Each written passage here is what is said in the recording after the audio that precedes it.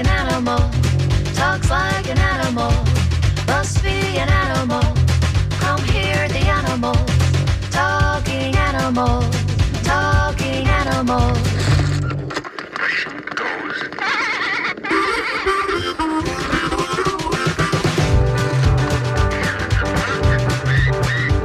It walks like an animal, talks like an animal, must be an animal.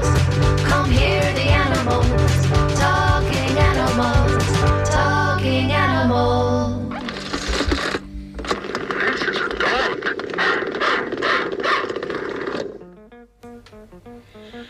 Good morning. This is Talking Animals on WMNF. I'm Duncan Strauss, my guest today is Steve Nesbitt, an ornithologist and retired Florida Fish and Wildlife Conservation Commission, or FWC, wildlife biologist. He worked in that capacity for the FWC for some 35 years, cultivating a reputation for extensive knowledge about a slew of species, and during that time publishing more than 200 scientific papers about assorted fauna, especially birds. Indeed, Nesbitt is particularly recognized for his deep expertise about bald eagles, brown pelicans, whooping cranes, and the chief focus of our conversation today, sandhill cranes. We'll dive into the realm of sandhill cranes, addressing topics from the minor misconception that they mate for life to the way changing habitats in Florida are altering the sandhill crane population here. Over the years, Nesbitt has received a number of accolades, including being named Wildlife Biologist of the Year, and this Talking Animals conversation will likely reflect why, even now, many years after retiring, he's an in-demand speaker. We'll step into that conversation with Steve Nesbitt in just a moment here on Talking Animals on WMNF. First, a programming note, in a sense. The great singer-songwriter Kathleen Edwards, also a longtime dog rescuer, will be performing this Saturday, January 25th at Bay Borough Brewing in St. Pete. She's been a guest on Talking Animals a couple of times over the years, including an in-studio appearance here at WMNF where we discuss music, dogs, her shift to living part-time in St. Pete, and more. And she played a few songs right here in the studio, which is tremendous. So I'm obviously a big fan of Kathleen. Looking forward to seeing her Saturday at Bay Borough Brewing.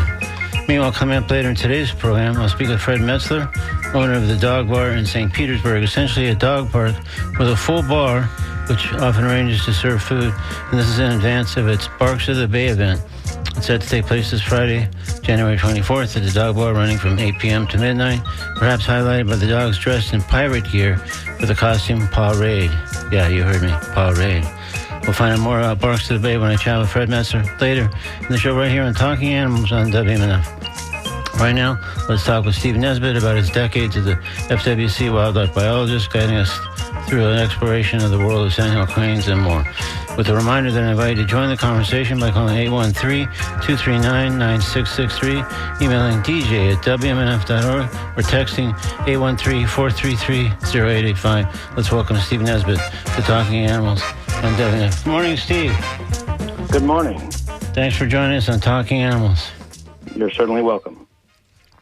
So when it comes to animals in nature, I kind of like to, before we get into discussing sandhill cranes, kind of trace a little bit of your history towards becoming a wildlife biologist. So when you were a kid, what kind of role did animals in nature play?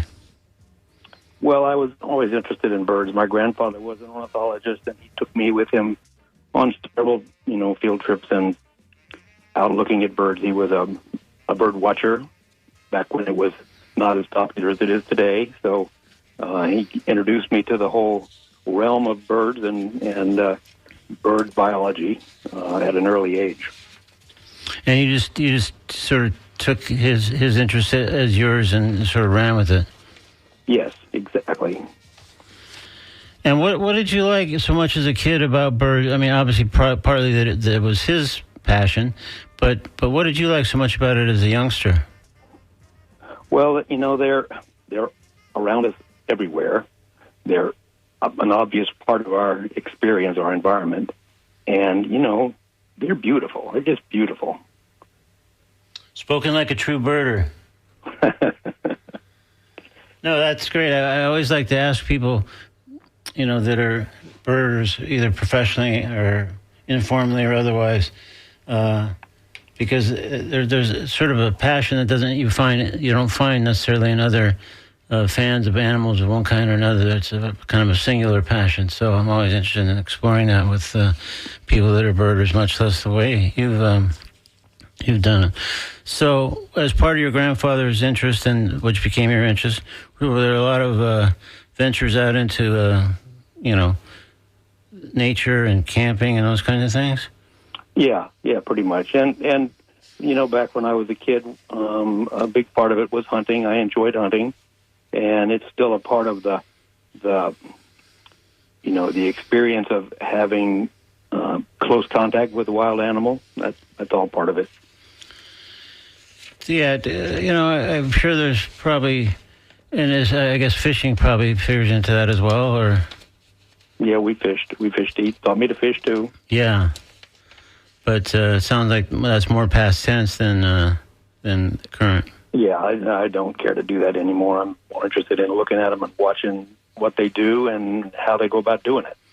And how did that? I'd be interested to know how that evolved, because I think a lot of times people that are into nature, some aspect of it, whether they're birders or otherwise just enjoy communing with nature, are often hunters as well. And then sometimes, like it sounds like in your case, there's some sort of reckoning that happens where they say, well, this isn't for me. I want to see them. I want to be next to them. I want to photograph them or at least see them through binoculars, but I don't want to do anything more than that. Was there a pivotal moment for you in that way, or? I think it just became gradually more interesting to observe them than it was to actually kill one and hold it. Although there's something to be said for, that kind of proximity right there in front of you. And, it's a remarkable thing to be able to be that close to a wild animal, dead or alive. So it sounds like the people that are interested in hunting in the way that you were previously, at least, it's as much about what kind of distance or proximity you can get to that animal that you can't be really afforded any other way. And it's less about, I guess, necessarily killing the animal as like there's no other way to get that close, I guess, safely. Right. Now, that was the thing that happened for me when I started working for the commission. We captured a lot of animals, particularly cranes and several other species. But you get that intimacy through that, and you release the bird. It's like catch and release fishing. You've had the experience, and you've actually turned that animal back into the wild, so it can go on about its business. So that satisfied a lot of that curiosity. What do they look like right in front of you? What do they look like up close? How does this work? How does that work? Yeah. So that gets satisfied by the actual experience of handling a wild animal and then returning it back into the wild. Yeah. But that's pretty much the professional aspect of it. Yeah, I guess if you're just doing it kind of as a side passion or a hobby or just an outing, you don't necessarily feel bound by those kinds of. Yeah. Interesting. You really can't do that as an amateur. You can't do that unless you're a professional, because handling animals requires permits. So. Right, because I guess once you handle it, if you don't know what you're doing or you're not properly trained or equipped, then that animal might as well have been killed probably because That's right. Exactly. You're exactly right. And birds. Almost all the birds in the United States are protected in one form or another by the Migratory Bird Treaty Act and other laws that affect rare and endangered species, things like that. So they're very careful about who's given permission to, deal with these things on a capture and release basis. So it requires training and proven expertise. Yeah. Well, this is Talking Animals on WNF. I'm Duncan Strauss. If you just tuned in, my guest is Steve Nesbitt, retired wildlife biologist, having worked some 35 years for the Florida Fish and Wildlife Conservation Commission, or FWC, and long recognized for his deep expertise about a number of birds, including bald eagles, brown pelicans, whooping cranes, and probably the chief focus of today's conversation, the sandhill crane. But if you have a question for Steve or would like to offer a comment about sandhill cranes or other birds, please call 813-239-9663. DJ, you can email DJ at WMF.org or text 813-433-0885. So guide me through how the interest and passion you developed through your grandfather's kind of passion led you to working for the FWC. Was it just sort of like, hey, if I can make a job out of this the kind of passion that I have already as a kid, this is the greatest thing going? Yeah, that's exactly what you can actually take that interest, passion, whatever, and turn it into a profession. That's the best of both worlds right there. For sure. So, what early on when you first got hired by the FWC, what kind of work were you doing were you hired as a wildlife biologist at the get-go, or was there some other capacity? Yeah, I went through a master's program, got a master's degree in wildlife ecology, and right away when I was hired as a wildlife biologist, and I started working with the first job was surveying brown pelican colonies in Florida, and then nesting bald eagles.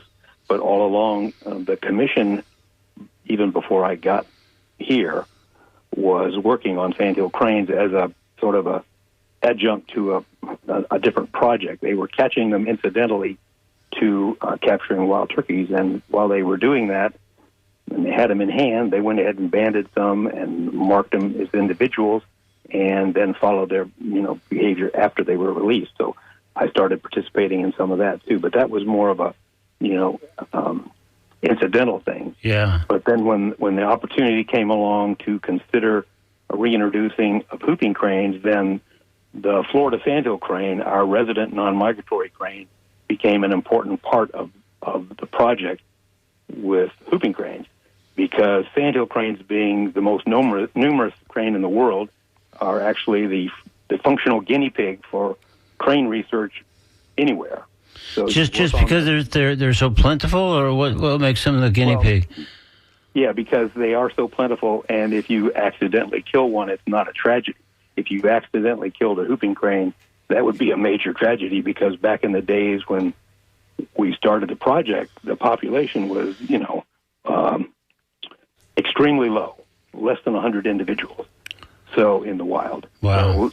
So if you lost one of those birds, that becomes a critical loss to the population. The loss of any individual is not something you strive for. You don't want that to happen, but if it has to happen, let it happen to one that's not going to affect the worldwide population. You got a numerical cushion. It sounds like of sorts. Right, exactly. Okay. Well, I'm going to continue this conversation, but it looks like we have a caller who'd like to get in on the conversation, so let's include them. Hi, you're on Talking Animals with Steve Nesbitt. Hello, are you there? Yeah, I'm here. Okay, great. You have a question or a comment for Steve Nesbitt? Yes. It's a two-part question. One, I've been scratching my head, but how long can a bird survive without flying? Well, it depends on how they get food. If they can get food without flying, they can survive quite a while. But if they're required to fly like an eagle or a raptor that has to capture its prey, if they can't fly, they're pretty much doomed. Like I don't know if they're a crow or a raven around here, Spring Hill. Mm-hmm. It depends. If they've got a good source of food, they can survive for a while, but not. They're certainly not going to be able to reproduce. So they're functionally not part of the population after that. Yeah, I guess it was around the first storm that I guess it got blown into a tree and it injured its wing. You talking about a crow? Yeah, but we call it the black walker. Mm-hmm. Boy, he sure can walk fast. Yeah, they're good at that. What is it? You know what he's eating? What he's getting for? I guess one of the neighbors, has like cracked corn and and puts water out, and and then my other neighbors got feed out, and yeah, I'm just wondering because it's been quite a while. It's been probably 4 months or so. Really? Maybe longer. Yeah, that's pretty good. As long as he's got food and water, he can survive like that. The problem I think it's cool. And, nature, they constantly make lemonade out of lemons, Yeah, right. Okay, my second part is there an organization, because last year or so there was a crane that had, I guess, a club foot, and it kept getting to where he was walking on like bone. Yeah. And I know it had to hurt. It had to hurt. And we would feed him all the time. We call him Big Bird. And one day we saw him down sitting at the tree, and he wasn't getting up. He could fly. He could take off, but I know landing is like a pulled tooth. Yeah. All right, Steve, do you have a comment? We're going to probably keep moving here because we got other callers, other emails, but I appreciate your question. But let's give Steve a chance to answer that, and then we'll keep moving. Okay. Thank you. Loss of a foot or the lower leg in a crane is not that uncommon. We've seen several that have lost part of one leg. One time there was one that lost parts of both legs, and they can survive for a while like that. But again, they're not going to be able to reproduce, so they become a non-functional part of the population. Because they have a bum foot, and that affects their mobility. Then they don't mate, or they don't have a chance to mate. And their appeal as a mate is gone. Oh, I see. So the whole point of mating is to reproduce, and sure. In order to reproduce, they have to be able to protect the territory, and they also have to be able to feed their chicks until the chicks are able to feed themselves. So if you're a female and your mate's got a bum foot and he can't move around as well as he needs to get groceries, you're going to find somebody else. Yeah, it's a cruel world, but I guess I understand what her decision would be. Yeah. Yeah, it is. Yeah. Okay, so here's another email that came in sort of diet-related, maybe on the heels of the initial question. We got the subject line says, Sandhill crane's diet. And then it says, in your experience, will they eat small mammals like squirrels, kittens, rats? If so, how do they consume them whole? I've never seen one eat anything bigger than maybe like a rat. I think a squirrel's going to be too big. Certainly kittens are going to be too big. They will eat small rodents, and they'll eat baby birds. They will eat birds out of the nest. They will eat bird eggs. So they're pretty omnivorous. Yeah. This time of year, they're principally eating, grains, seeds, roots, tubers, things like that. And then in the spring, they start going more toward insects. And insects are a big part of the diet when they're feeding the young. And then they will, move on to bigger things once the young can handle it.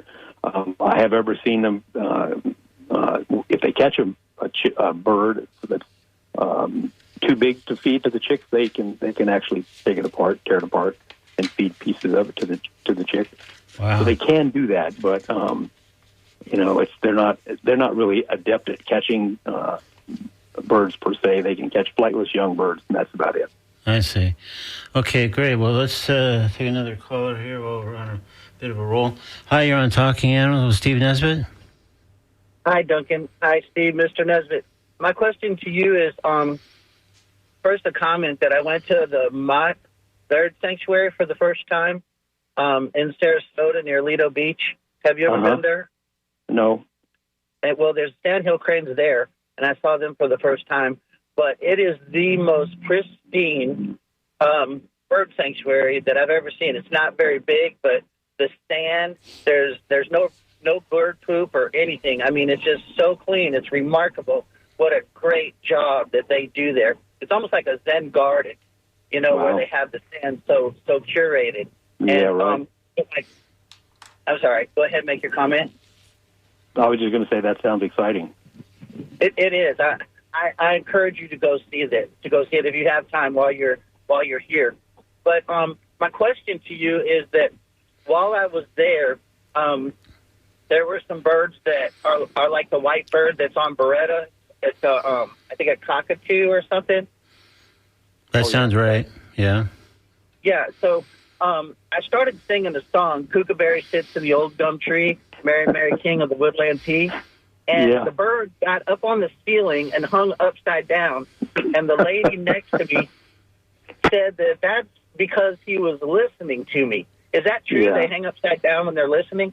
I would not know that. I don't know that much about parrots, but it also could be just he's curious, Curious. Okay. Well, yeah, but then he said hello. So I was really surprised that, he definitely was listening or participating in the conversation.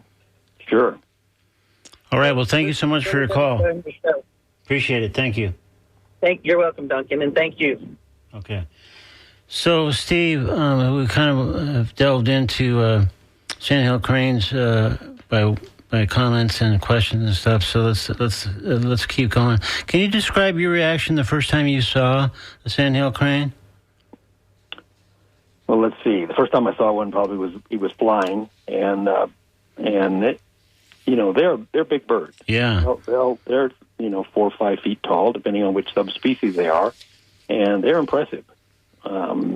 And the thing that impressed me the most about them as I got to know them is how complex their behaviors are, how complex their interactions with each other are. It's not random. Everything they do has a purpose. And once you start learning about it and figuring out what this means, what that means, it's a very, very fascinating part of nature. Can you give me an example or two of something that one of us somebody that doesn't have the kind of expertise that you do might see a sandhill crane do or a pair of them do and not know that it means X, Y, Z the way that you know that it means that? You're right. And they, when you see them together, especially our local population, the Florida sandhill cranes, which are not non-migratory, so they live year-round in the same general area. Yeah. They all know each other. They know each other by status. They know each other by as individuals. And when two pairs come together and you see an interaction, you'll notice that the dominant pair will approach the other pair, and you'll hear what they call a guard call, a loud call that both the pair gives together, the male and the female give the call together, and they'll drop their head, show their crown, the red crown, which is a signaling mechanism, and the pair that's being subordinate will turn around and walk away. So they can get rid of these intruders without any kind of, aggression, confrontation, any kind of confrontation. So they save themselves from potential injury by just being dominant and showing their dominance by, again, showing that red head. If you didn't know what that meant, you just think, there's two birds or 4 birds interacting together, and that's all you'd notice. And now there's 2 instead of the 4 because 2 walked away, but you wouldn't know why the 2 walked away. Right, exactly. And the dominant ones are doing that, I guess, just because there's food in the area and we don't want to be competing, or it's the territory. Yeah, it's protecting their territory. Okay, and the territory is integral to their ability to reproduce because, like I said, when the chicks first come out, they're pretty helpless. So they have to be fed for at least a month or so after they hatch by the parents, and the parents are dependent on that territory to provide the resources that it requires to, nurture those chicks. So if they're sharing that with another pair of birds and there may not be enough resources to go around, so they guard that territory pretty heavily. Yeah, especially during the nesting season. Makes sense. Yeah. Again, this is Talking Animals on WNF. I'm Duncan Strauss. My guest is Steve Nesbitt, a retired wildlife biologist and expert on multiple bird species, including the sandhill crane, the chief focus of today's conversation. If you have any questions or comments about sandhill cranes or other birds, of course, you're invited to join the conversation by calling 813-239-9663, emailing dj at wmnf.org, or texting 813-433-0885.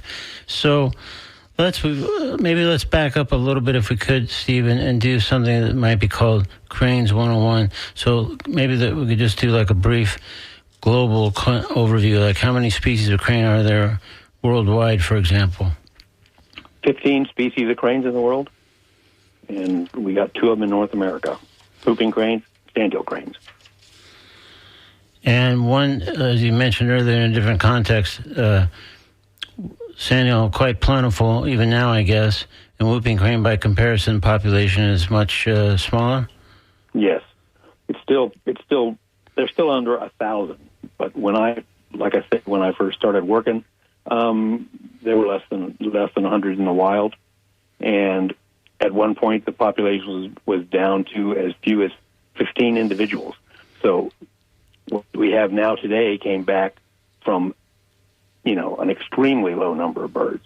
So what that tells you is, with the right kind of knowledge and the right kind of care, we can preserve some of these species that are still that are now critically endangered. We can still have them with us. So what were the measures taken to have the whooping crane population rally from as low as 15 to now, I guess, sounds like back up to about 1,000, give or take? Yeah. Part of it was captive propagation. Some of them were taken into captivity. Actually, the eggs were taken into captivity, hatched, and raised in captivity, and used those founder birds to establish populations that were suitable for release into the wild. We released some in Florida. There have been some released in Wisconsin, and now they're releasing some in Louisiana. In addition to that, they started protecting the wild population that nest in Canada and winters in Texas. They started protecting those and making sure they had the resources they needed, especially on the wintering grounds in Texas, to sustain the population. And that population has grown dramatically in the last 25 years. And what kind of steps are taken when you implement protection, as you say, for those kind of... knowledge so that they're not accidentally shot during hunting season. Okay. That's part of it. The other part of it is to, again, maintain the habitat. Migration habitat in Canada and the United States has to be available to them, both spring and fall. They have to have... Cranes are dependent on 2 things: marshes and water, marshes and upland habitat. They have to have equal amounts of both habitats to be able to survive. And so that's what's being preserved by refuges, national parks, things like that. Okay. Yeah. And they do seem like... Well, I live actually on the other coast from where I'm talking to you now, in a kind of rural enclave of Jupiter called Jupiter Farms. And I see sandhill cranes kind of walking around in various places like all the time, it seems like. And is that just because it is maybe a slightly more rural area, and so they feel comfortable there, and they've got the other criteria that you mentioned that they need to kind of flourish? Or Yeah. Because I'm surprised when I see them sometimes. You go to a shopping plaza or something, and there they are just wandering around, and they seem unfazed.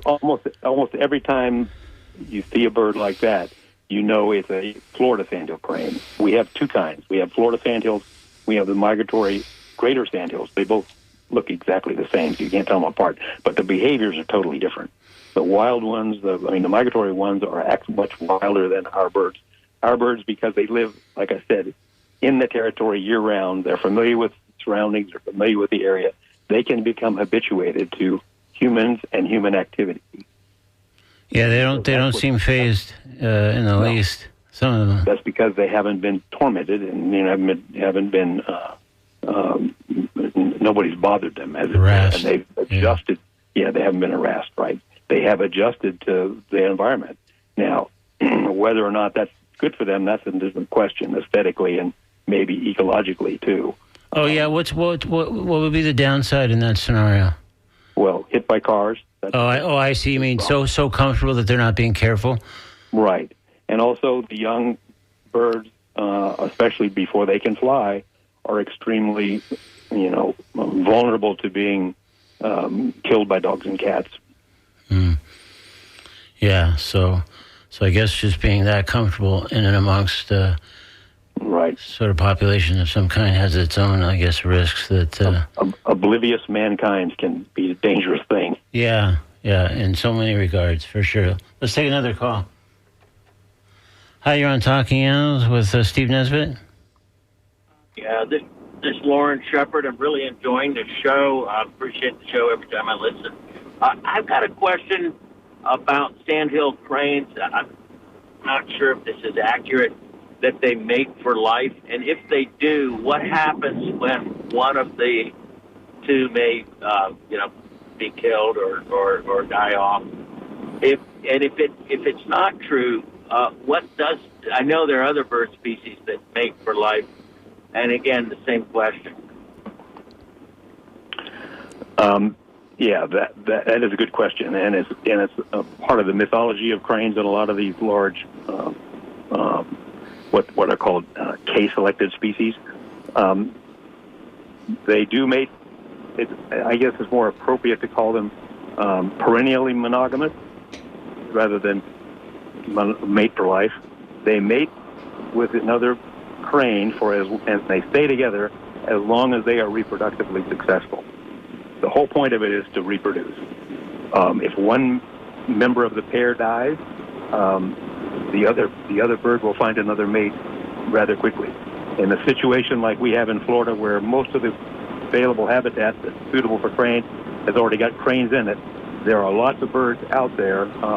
It takes about 5 years for a crane to mature to old enough to actually breed.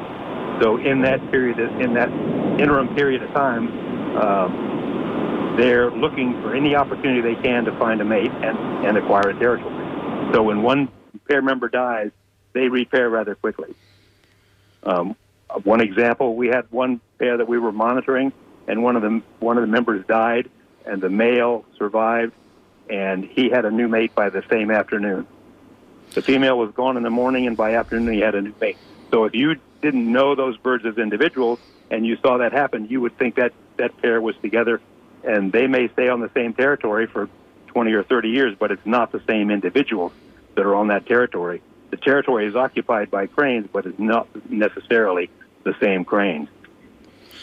Yeah, that's... Sometimes sorry, Duncan. Sometimes I see cranes in odd numbers, so 3 or 1, and I get concerned that I'm off or had an accident or something like that. Would that maybe be accurate? Because it seems like they're always together, right? They do everything together. They don't just go off, hey, you go feed over here and I'll go feed over there. They're always together. Yes, that's correct. But if you see one single bird anytime for us in Florida, between, say, even maybe mid-December through April or May, that could be an individual that's a member of a pair, and the other member of the pair is on a nest. So we have a fairly long nesting season in Florida, and they will re-nest multiple times. So they could be on eggs, depending on how successful they were, for several months. And the other thing that happens is a lot of the birds that are not paired, the young birds, like I said, this is what we would refer to as subadult individuals. And like I said, it takes 4 or 5 years for them to become fully mature and start reproducing. They're in a group called a subadult group, and there can be anywhere from 7 or 8 of them together like that. Those may be subadult birds. But also, if you see a family group, 3 or 4 birds together, that may be an adult male, adult female, and they're young from that year. The young stay with their parents until they're almost a full year old. So they're together for a year. And after they get to be about 3 or 4 months old, they look pretty much like their parents. Yeah. All right, thanks for your call. One last quick thing. We just had a marvelous situation in our area where they were nesting in a marsh and on some aquatic plant, and we were able to just watch the whole progression of egg to chick to leaving the nest. It was really amazing. Wow. That's great. Yeah. It sounds like you were super lucky. Yeah. Yes, Absolutely. All right. I've never seen him nest otherwise. Thank you, guys. Thanks for sharing that story. Thanks for your call. Take care. Yeah, so, Steve, I think much like our caller, before I started doing a little homework in preparation for our conversation, I think was also of the mind that sandhill cranes mated for life, and, I guess it's okay to be disabused of that notion. It seemed kind of romantic at first before I knew their whole story. But here's the other thing. When I do see them walking around, like I said, kind of near my neck of the woods, I can never really tell the male from the female. Is there a trick? I mean, how can you distinguish them?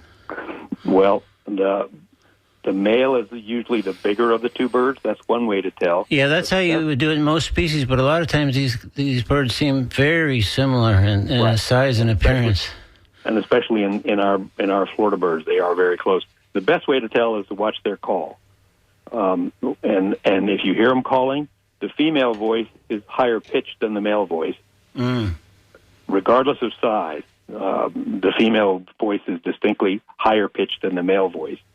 And if they give what's called the unison call, where they call together simultaneously, they'll do that a lot when they're nesting, and when they're in their territorial disputes, they'll do a unison call. The male will throw his head back, and it's almost a complete, hold his head almost vertical, and will give a long call, and the female will hold her head at a 45-degree angle and give a short call that goes tuck, tuck, tuck, tuck, tuck. So when you see them doing that, there's no question. That's actually the best way to sex the pair. By the call. By the call. Yeah. So again, sort of a running theme of our conversation almost from the get-go is proximity is crucial, because you'd have to be close enough, obviously, to hear the call to determine who is doing what. Yeah, but if you see them calling, like I said, the unison call, yeah, there's no question. You can tell that from as far away as you can see them. If they're unison calling, you can tell who the male and who the female. Oh, okay. So if a pair of sandhill cranes strolled by you right now, you'd pretty readily identify the male and the female, it sounds like. If they were making any noise, yeah. Right. But, size, like you say, size is not always a given. Yeah. So it sounds like the call is critical. Yes. One more time, this is Talking Animals on WNF. I'm Duncan Strauss. My guest is Steve Nesbitt, retired wildlife biologist and expert on a number of birds. We've been talking mostly about the sandhill cranes, but he's got expertise in many others. And so in our sort of final few moments here, if you'd like to join the conversation by calling 813-239-9663, emailing dj@wmnf.org, or texting 813-433-0885. You're absolutely invited to do so. Let's, in fact, take another call right now. Hi, you're on Talking Animals with Steve Nesbitt. Hi, good morning. I have a question. It's happened a couple of summers ago, and we have a water area behind our house, and I saw a great blue herring that actually went swimming in the water. It looked like a swan, and I've never seen that before. I didn't know it was hot, so I guess he was trying to cool off, and I found that very interesting. Yeah, I've never seen a great blue swim, but cranes can swim, and they do look like swans when they're swimming. You are correct. Okay, I've just never seen that before. I thought it was really interesting. It was actually very pretty. Thanks. Sounds cool. Thanks for your call. Thanks for sharing that. All right, Steve, so we're sort of in the home stretch of our time here. So one thing I think I touched on, or you did, is habitat change in Florida seems to have affected, obviously, all kinds of species, and of course, in some cases, not surprisingly, it affects their population.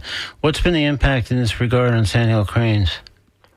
Well, the they are basically, like I said earlier, they're birds of marshes and open habitat. Yeah. So the loss of open habitat, basically Florida grasslands, and they will use pastures and grazing habitat, sod farms, agricultural areas. They will use that too.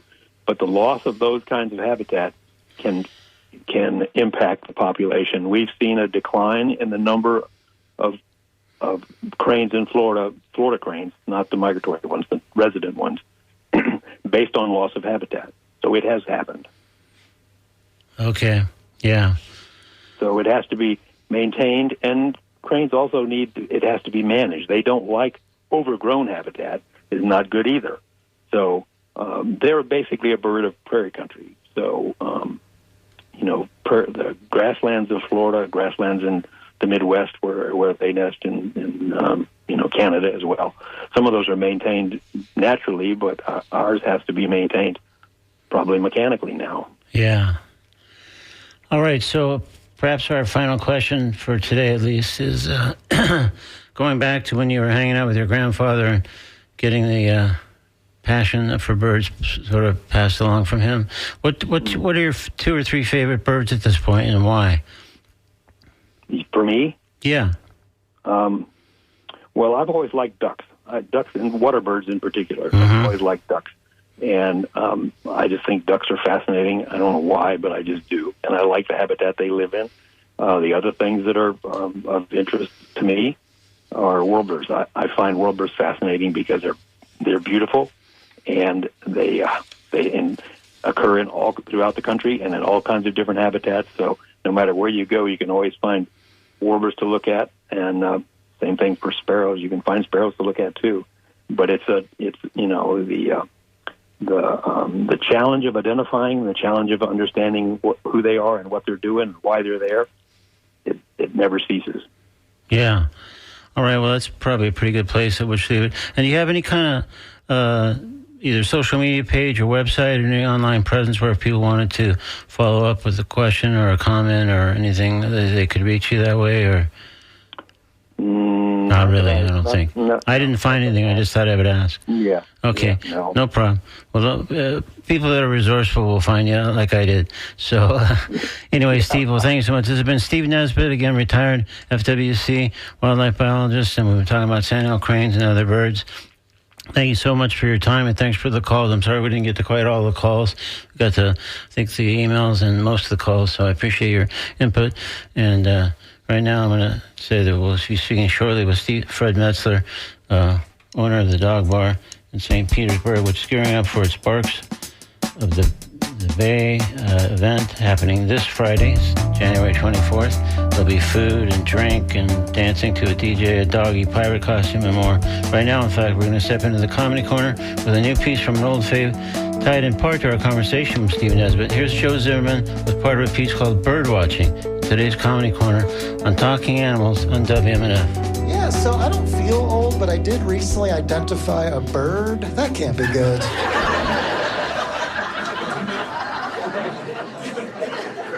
Is that a whippoorwill? Why do I care? And why do I have binoculars?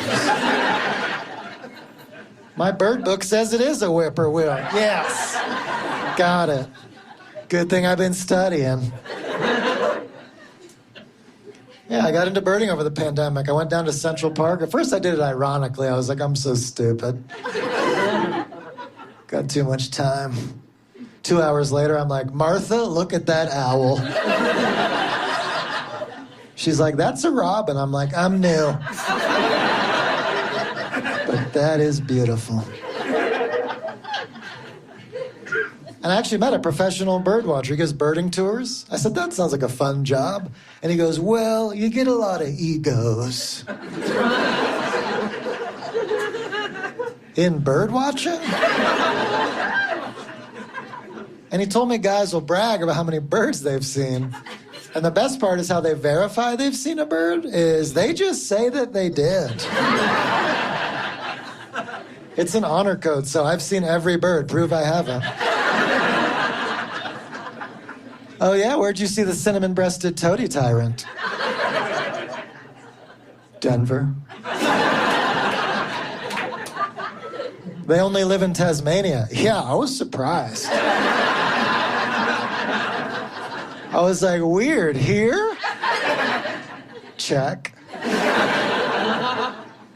But then I realized you could have more fun with an arrogant birder if you went too low with your number. They're all bragging. You're just like, that's cool. I've only seen 2 birds. Well, you've seen more than 2 birds. I wish. It's just been pigeons and crows for me. How long have you been birding? 4 years. So bad at it.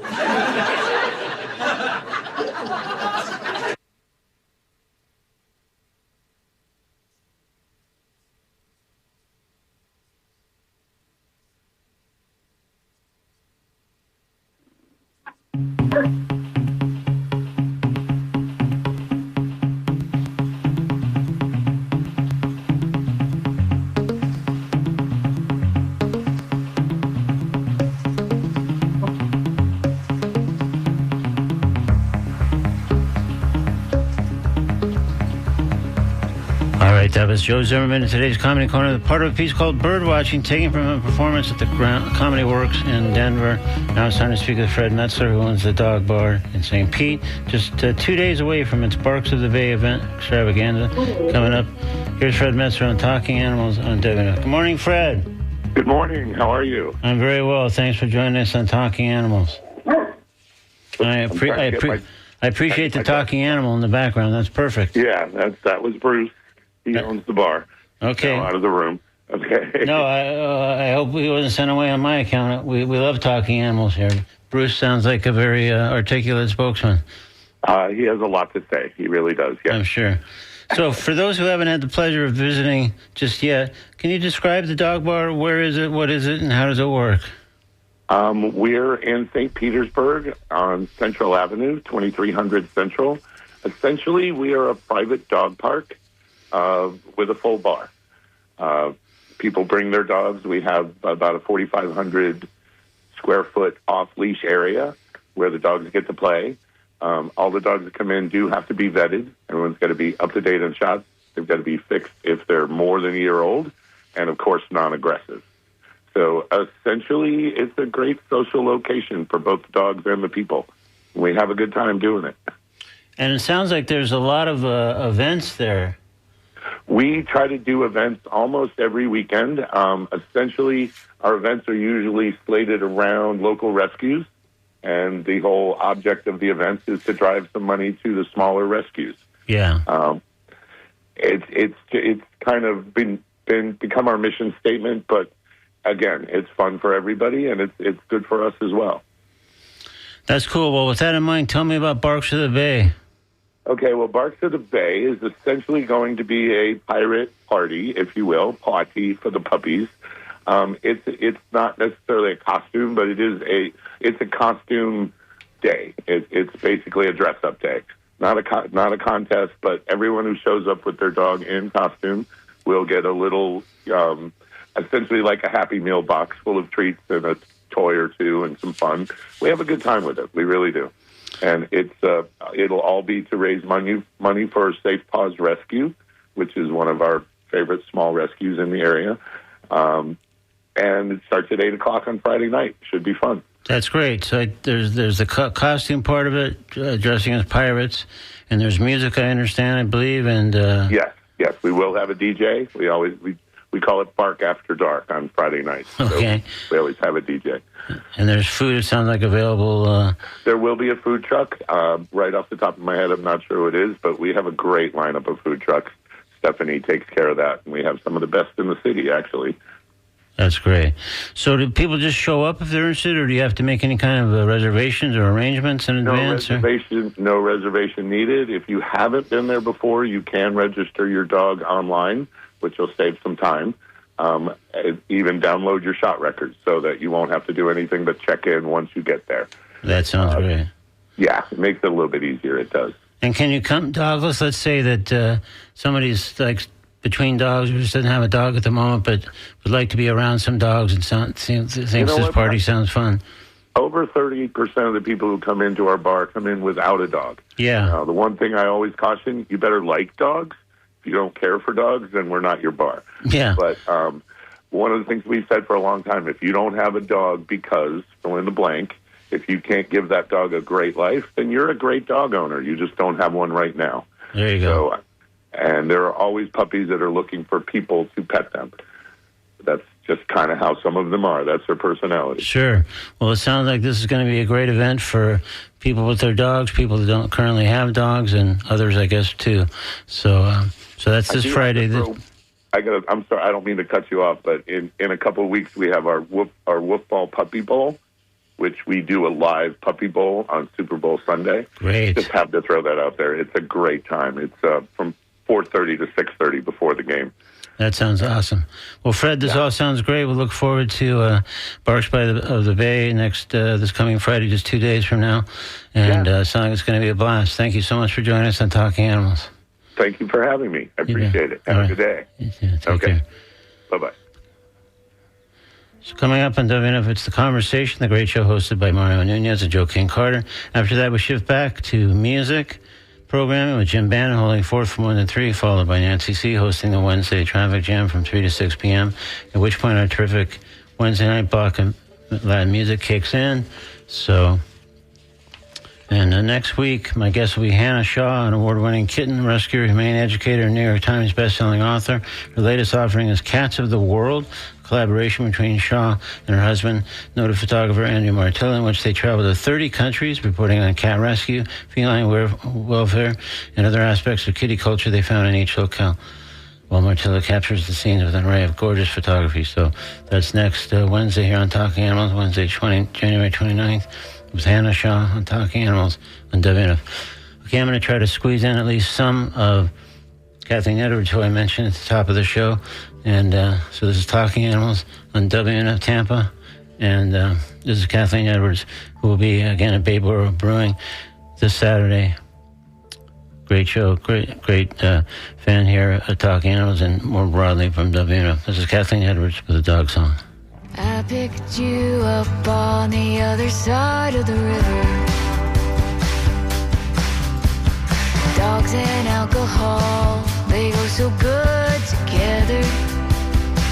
You were so sweet, immediately charm me with your skin and bones. Hop in the backseat. Here we go.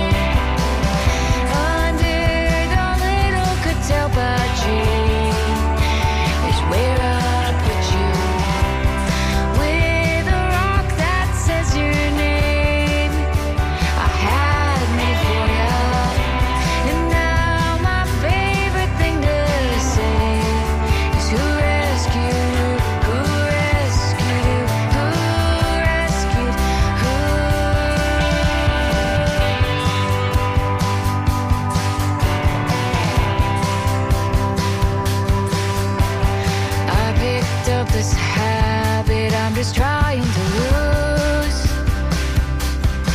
Cold courage in a glass that helps me keep up with you.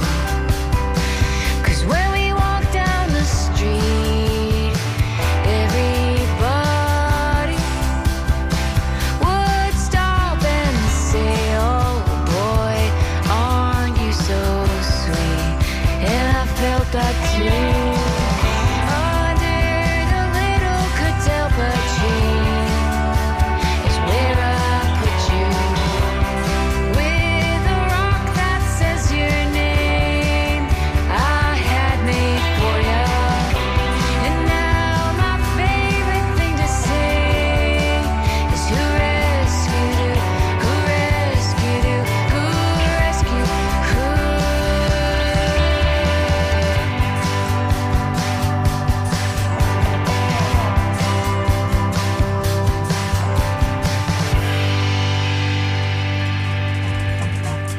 As Kathy Edwards here on Talking Animals on WNF, she'll be holding forth once again at Bayboro Brewing this Saturday in St. Pete, and she's a part-time St. Pete resident, no less, so it's going to be great. This is Talking Animals on WNF Tampa. Stay tuned for NPR News headlines and the conversation after that, and Jim Bannon after that. Thanks.